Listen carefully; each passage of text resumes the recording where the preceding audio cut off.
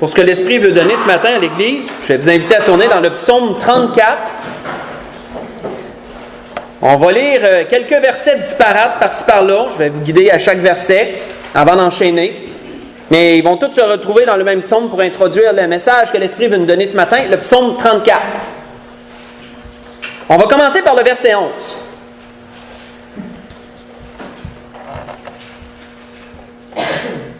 Où David disait « Les lionceaux éprouvent la disette et la faim, mais ceux qui cherchent l'Éternel ne sont privés d'aucun bien. » On va sauter au verset 16, où il est dit « Les yeux de l'Éternel sont sur les justes, et ses oreilles sont attentives à leurs cris. » Sautons au verset 18, qui dit « Quand les justes crient, l'Éternel entend, et il les délivre de toute leur détresse. » Et dernièrement, lisons le verset 20. « Le malheur atteint souvent le juste, mais l'Éternel l'en délivre toujours. » Arrêtons là. Quand nous analysons ces versets qu'on vient de lire, entre autres, on peut y voir une même pensée en toile de fond.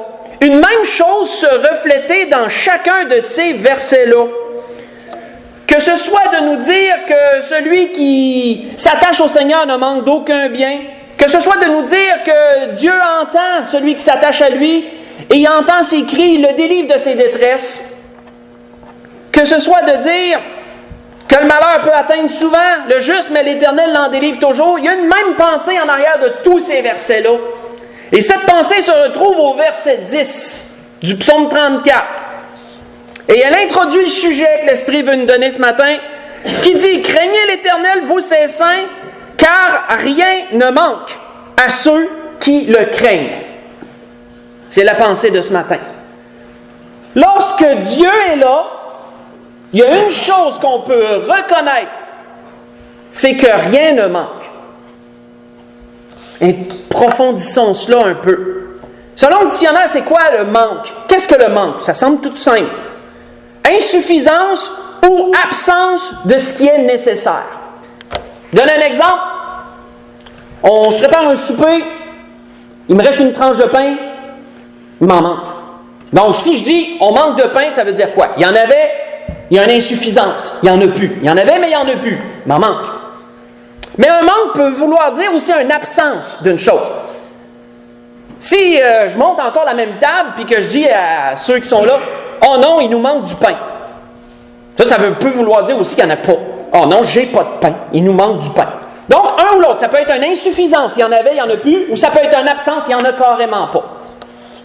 Et donc, avec cette petite compréhension-là de plus, quand on dit « rien ne manque à ceux qui le craignent », ça veut dire qu'il n'y aura pas d'insuffisance et il n'y aura pas d'absence d'une chose quelconque qui est nécessaire pour celui qui craint Dieu. Donc là, on approfondit déjà un peu plus la pensée. Vous savez, on peut reconnaître parfois certaines choses à certaines personnes. Ce que je veux dire, on peut parfois voir des choses, puis on sait que cette personne-là était là à cause de ça.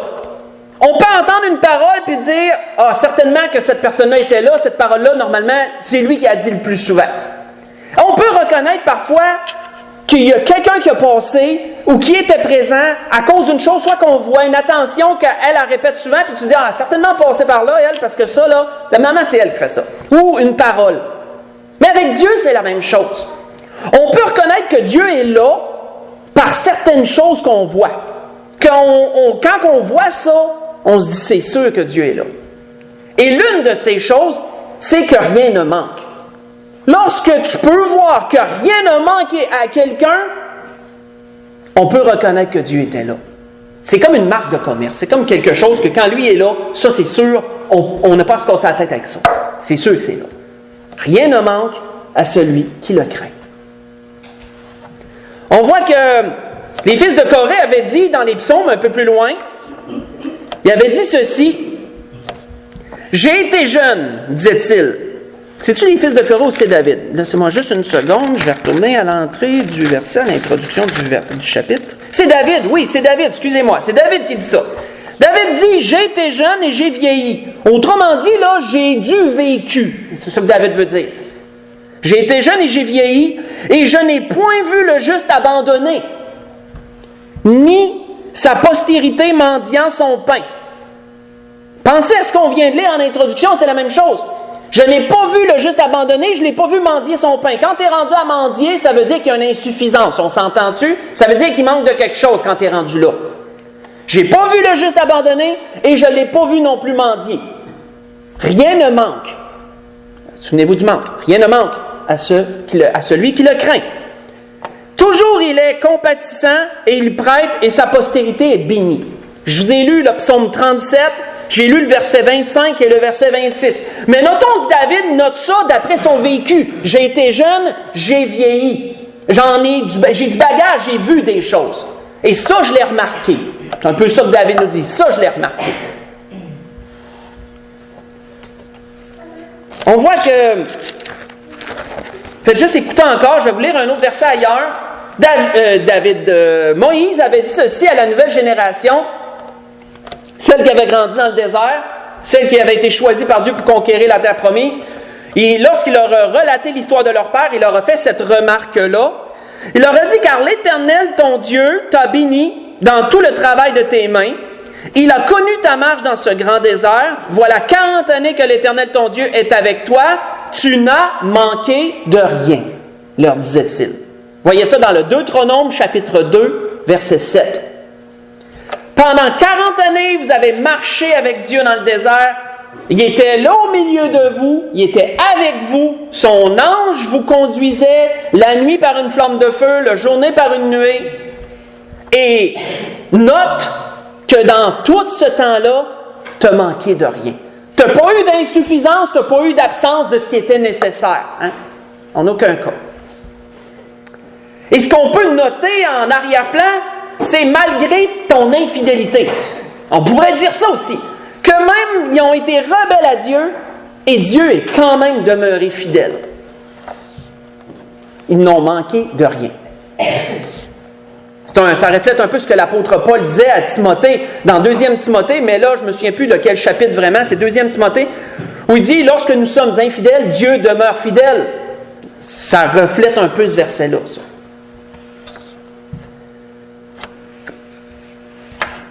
On peut voir ce fait, frères et sœurs, dans bien des endroits au travers des Écritures. L'Esprit me conduit vers un particulièrement, vers un homme.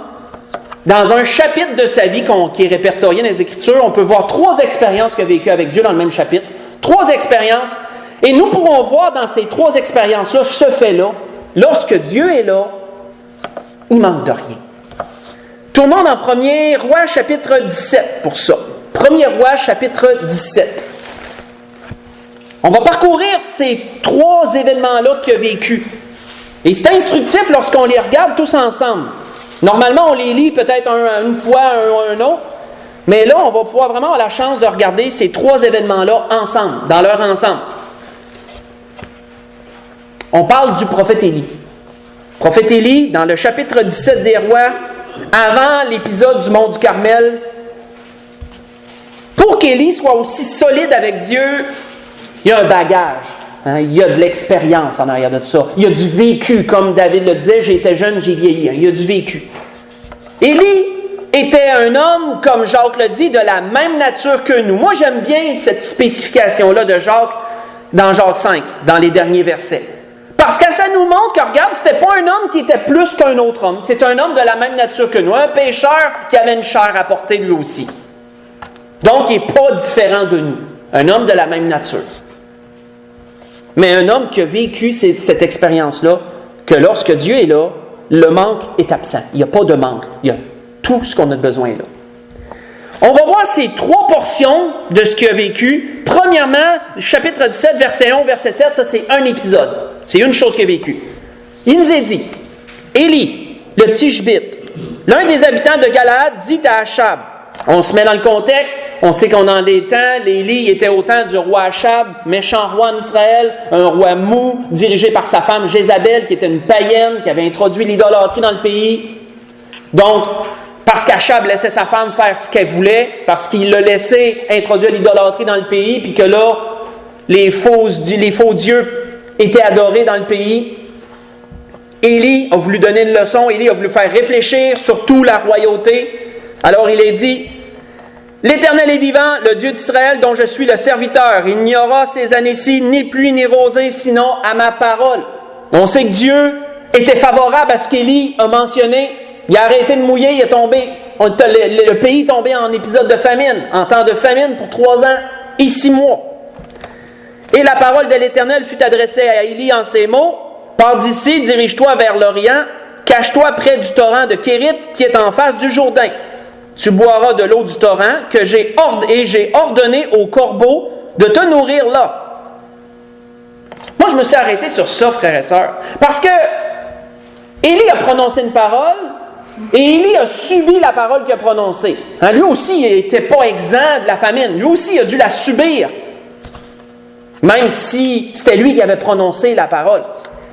Élie est forcé de s'en aller à un certain endroit. Dieu lui a dit où aller.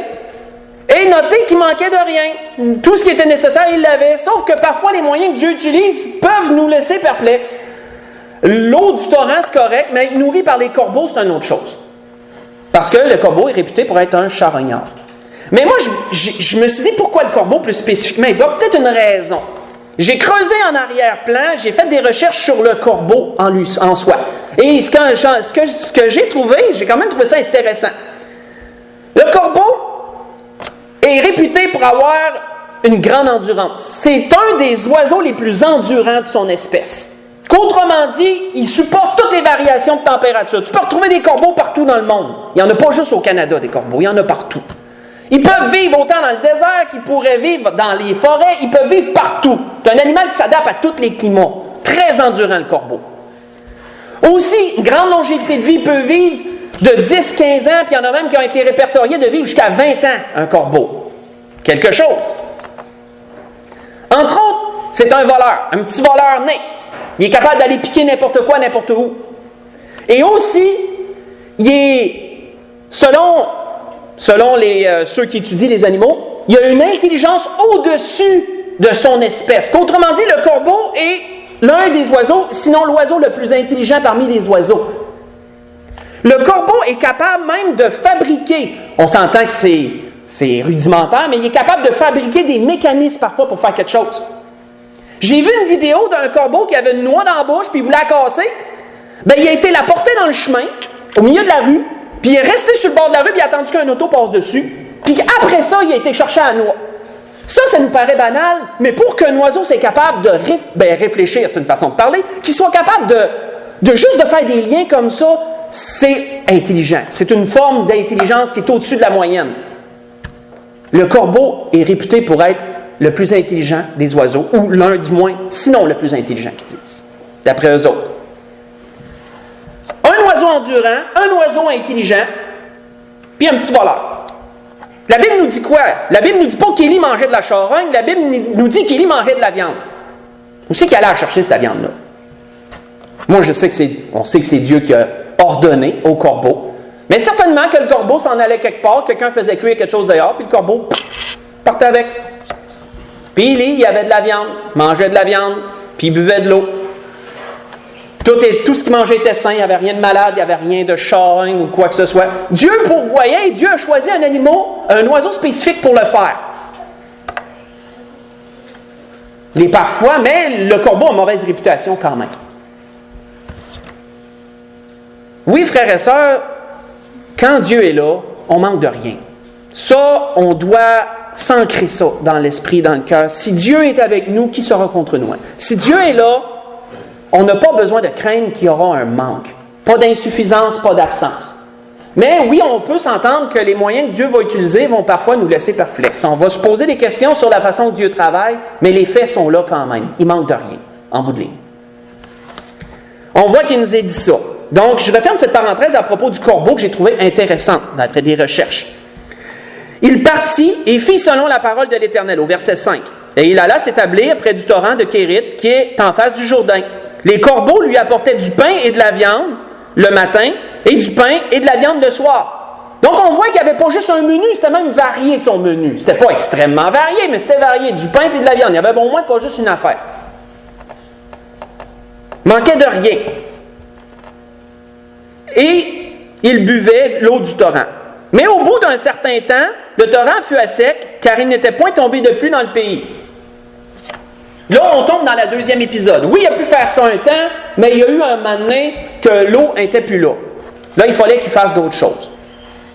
On voit que Dieu sait prendre soin des siens. Dieu permet qu'il n'y ait point de manque lorsque Dieu est là. Si Dieu est avec nous, point de manque.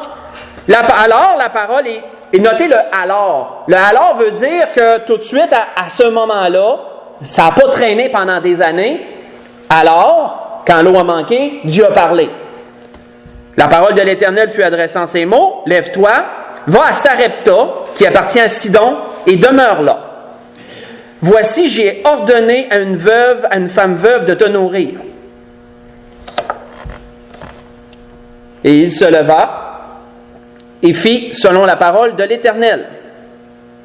Il se leva, voici, j'ai ordonné, il se leva et il alla à Sarepta. Comme il arrivait à l'entrée de la ville, voici, il y avait là une femme veuve qui ramassait du bois. Il l'appela et dit, va me chercher, je te prie, un peu d'eau dans un vase afin que je boive. Ça faisait sûrement une couple de jours qu'il n'avait pas bu, il avait soif. L'eau du torrent avait manqué. Et elle alla en chercher. Il alla de nouveau et dit, apporte-moi, je te prie, un morceau de pain dans ta main. Elle répondit, l'Éternel, ton Dieu est vivant, je n'ai rien de cuit, je n'ai qu'une poignée de farine dans un pot et un peu d'huile dans une cruche. Et voici, je ramasse 2 morceaux de bois, puis je rentrerai, je préparerai cela pour moi et pour mon fils, nous mangerons, après quoi nous mourrons. Parce qu'ils n'avaient plus rien eux aussi. Et il lui dit, ne crains point, rentre, fais comme tu as dit, mais seulement prépare d'abord avec cela un petit gâteau et tu me l'apporteras. Une épreuve de foi. Tu vas me donner à manger avant même de te donner à manger à toi et à ton fils. Donne-moi à manger. Et ensuite, il lui fait une promesse. Car ainsi parle l'Éternel, le Dieu d'Israël. La farine qui est dans le pot ne manquera point et l'huile qui est dans la cruche ne diminuera point jusqu'au jour où l'Éternel fera tomber de la pluie sur la face du sol. On peut voir encore, frères et sœurs, que Dieu est présent. Lorsque Dieu est présent, qu'est-ce qui arrive? Il n'y a pas de manque. Il n'y aura pas de manque. C'est ce que la parole d'Élie démontrait. Et elle alla et elle fit selon la parole d'Élie. Elle a eu confiance, autrement dit. Elle a mis sa foi dans ce qu'Élie a dit. Et pendant longtemps, elle eut de quoi manger, elle et sa famille, aussi bien qu'Élie. La farine qui était dans le pot ne manqua point, et l'huile qui était dans le cruche ne diminua point, selon la parole que l'Éternel avait prononcée par Élie. Non seulement parfois, frères et sœurs, les moyens que Dieu emploie peuvent nous laisser perplexes, mais aussi parfois les endroits où Dieu va nous envoyer, ou les personnes que Dieu va choisir pour accomplir sa promesse qu'on manquera de rien. Parce que parfois Dieu peut utiliser des gens pour que ça s'accomplisse. C'est parfois des gens qui pourvoient pour nous de façon et d'autre, puis qu'en bout de ligne, on manque de rien parce que c'est Dieu qui est au-dessus de tout ça puis qui chapeaute toutes ces choses-là. Mais même les endroits où les personnes, parfois, ça peut nous laisser aussi perplexes. On n'aurait pas pensé que c'est à cet endroit-là que ça arriverait ça, ou que c'est cette personne-là ou ces personnes-là qui feraient ça. Ça peut arriver aussi, ça. Parce que le Seigneur a dénoté ce fait qui est intéressant.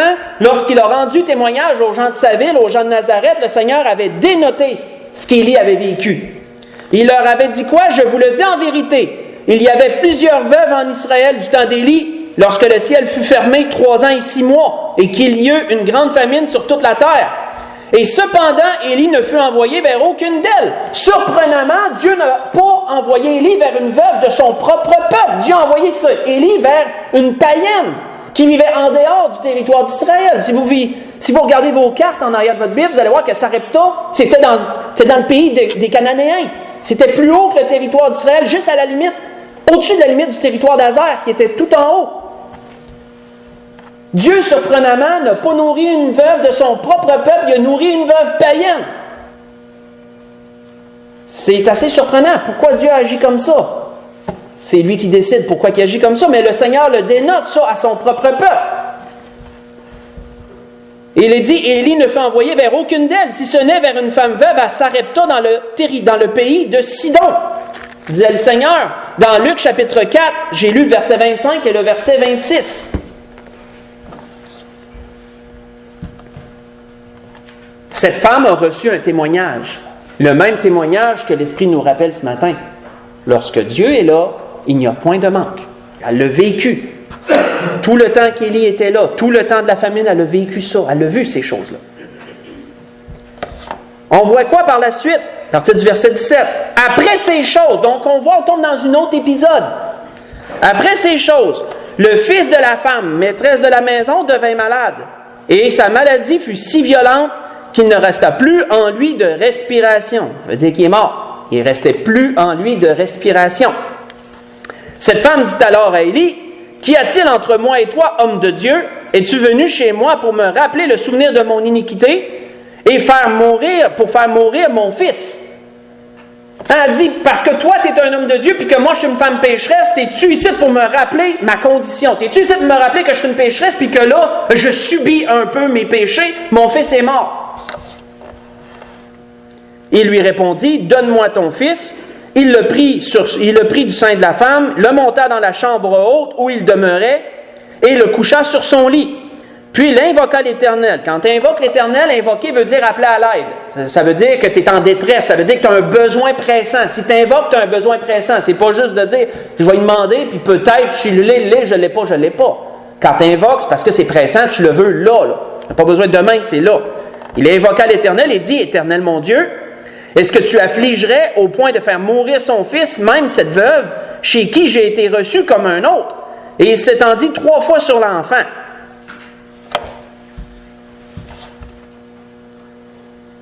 Il s'étendit 3 fois sur l'enfant, invoqua l'Éternel et dit, « Mon Dieu, je t'en prie, que l'âme de cet enfant revienne au-dedans de lui. » Parce que le premier coup, il ne se passait rien de plus.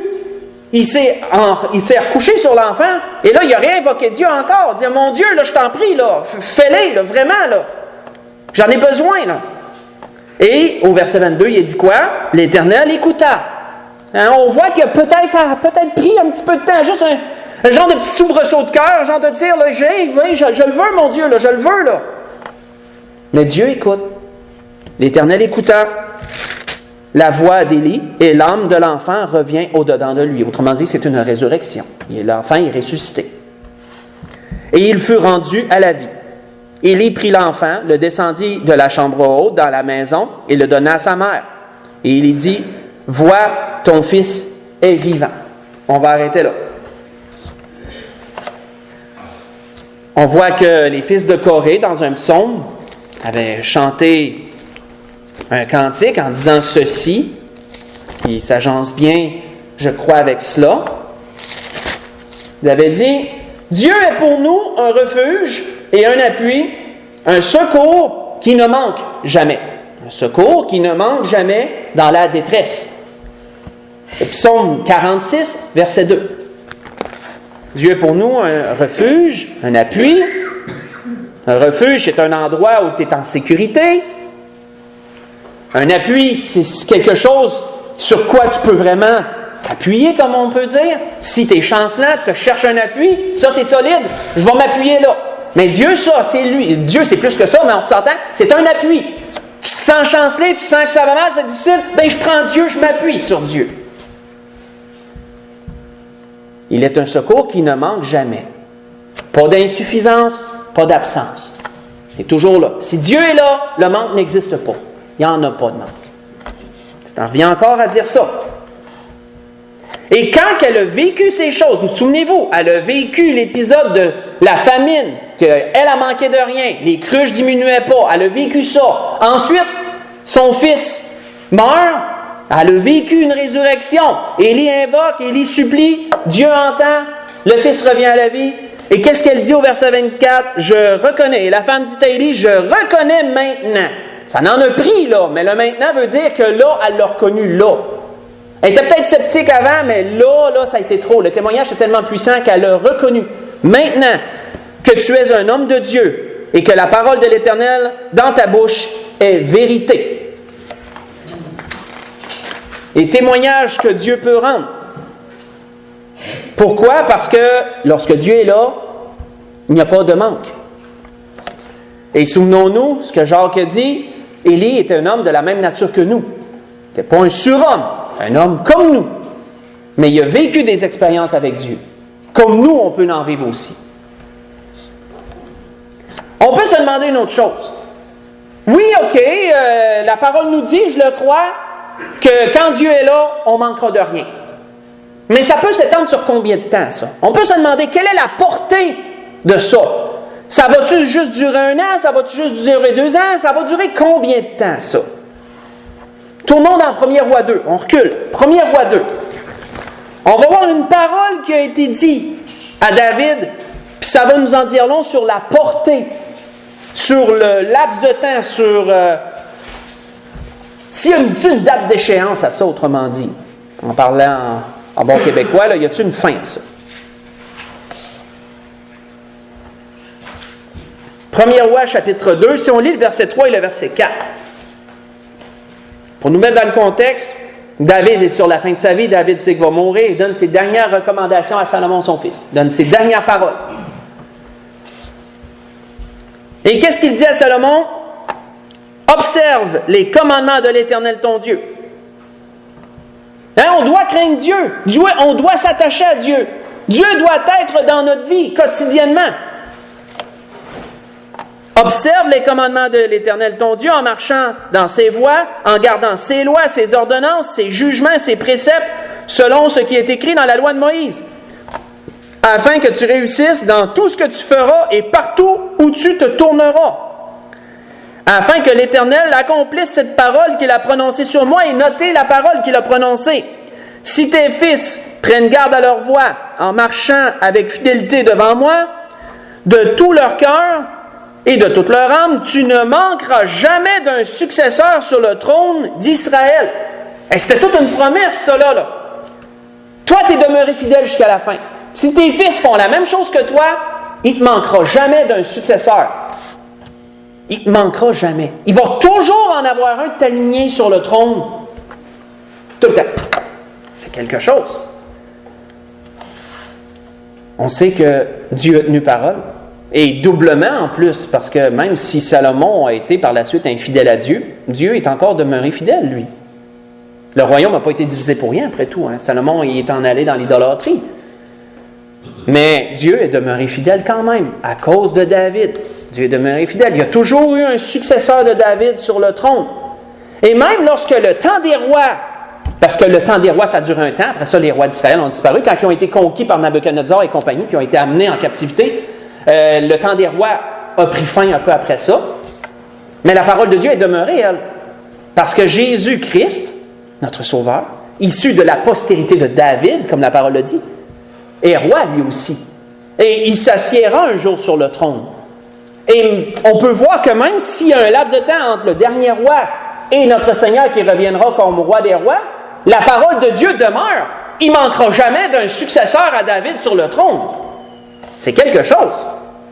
Donc, la portée de la parole de Dieu sur ce point, il n'y a pas de fin, il n'y a pas de date d'échéance à ça. Si Dieu dit que son enfant manquera de rien, bien, ça ne veut pas juste dire que ça va durer 2 semaines ou 1 an. Ça veut dire que son vécu, tout le temps de sa vie, reste attaché à Dieu, il manquera de rien. Le manque n'existera pas. C'est quelque chose. Mais il faut y croire.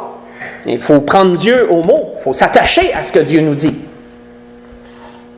Si vous voulez le lire pendant la semaine, il y a une promesse semblable qui avait été faite aux fils de Récab, les Récabites, dans le Jérémie chapitre 35. Si vous voulez le lire pendant la semaine, Jérémie chapitre 35. Vous pourrez lire le chapitre en entier, pas trop long. Vous pourrez y voir cette promesse pour ces hommes-là, les Récabites, à cause de ce qu'ils ont fait. Dieu leur a promis qu'il ne manquerait jamais d'un Récabite devant lui.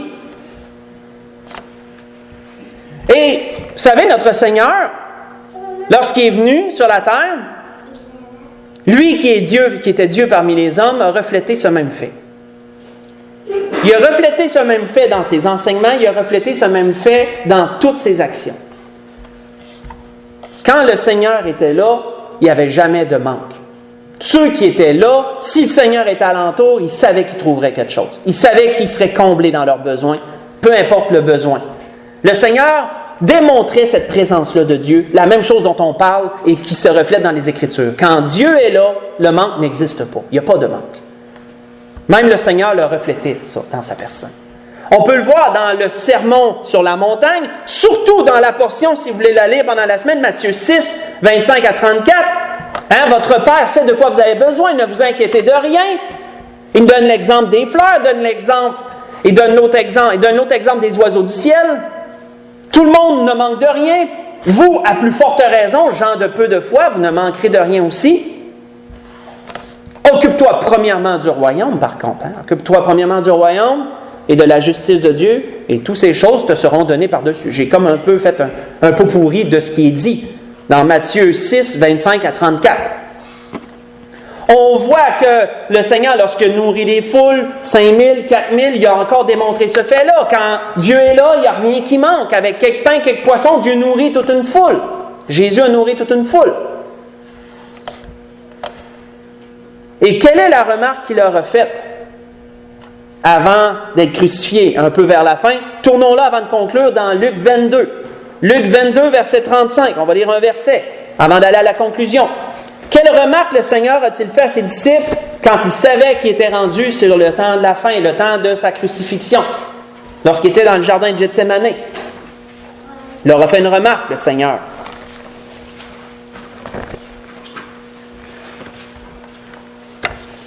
Luc 22, verset 35.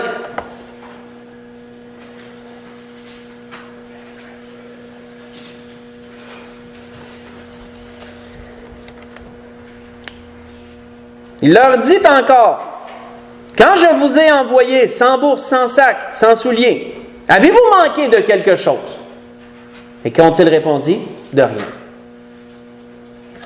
Seigneur les faisait un peu réfléchir. Le Seigneur savait qu'il y a des temps difficiles qui étaient rendus devant eux autres. Il savait que ce serait des temps difficiles, ce qui suivrait. Et le Seigneur a voulu faire comme un récapitulatif. Il me semble qu'on le dit souvent dernièrement, ce mot-là. Le Seigneur a voulu leur montrer, regardez ce que vous avez vécu depuis que je suis avec vous autres. Les épisodes, ce que je vous ai fait faire. Avez-vous manqué de quelque chose?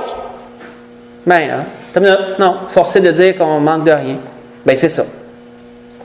C'est ça Dieu, frères et sœurs. Parce que Dieu est là. Si Dieu est là, on manque de rien. Et on doit s'attacher sur ça. On doit, par la foi, s'appuyer sur ces paroles-là. Vivons-nous des choses qui nous font peur, qui nous laissent présager qu'il y aurait peut-être des manques? Ben non. Non, Dieu est là. Je veux dire, j'appartiens au Seigneur, j'y ai donné ma vie. Je m'accroche à lui. Pas besoin d'avoir crainte. Je dois me fortifier, je ne manquerai de rien. Quand Dieu est là, il n'y a pas de manque. Donc, il ne peut pas manquer de quelque chose.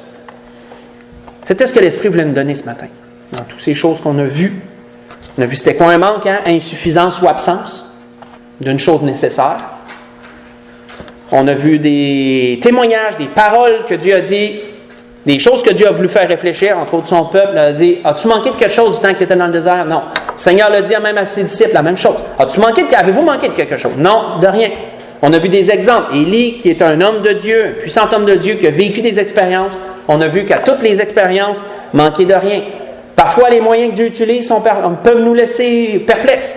Les lieux que Dieu peut nous envoyer, les personnes que Dieu peut utiliser, oui, on peut être perplexe, mais en bout de ligne, les faits sont là, manque de rien. On a vu que la portée peut être longue. Hein, dans la période des rois, quand Dieu disait à un roi, tu ne manqueras pas de successeur, Dieu ne l'a pas dit souvent. À David, Dieu l'avait dit.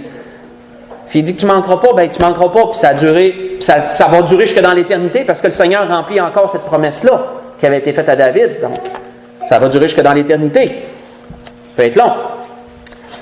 Dans toutes ces choses, pour conclure ce que l'Esprit a voulu nous donner ce matin, tournons dans Philippiens chapitre 4. Philippiens chapitre 4. Encore un verset. Une parole que l'apôtre Paul prononçait à cette église, celle de Philippe. L'église qui nous est répertoriée dans l'Apocalypse, l'église de la fraternité, l'église de la charité, l'église fidèle, celle qui demeure attachée à Dieu jusqu'à la fin.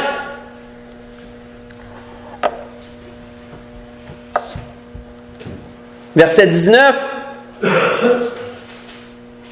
Et mon Dieu pourvoira à tous vos besoins, selon sa richesse, avec gloire en Jésus-Christ.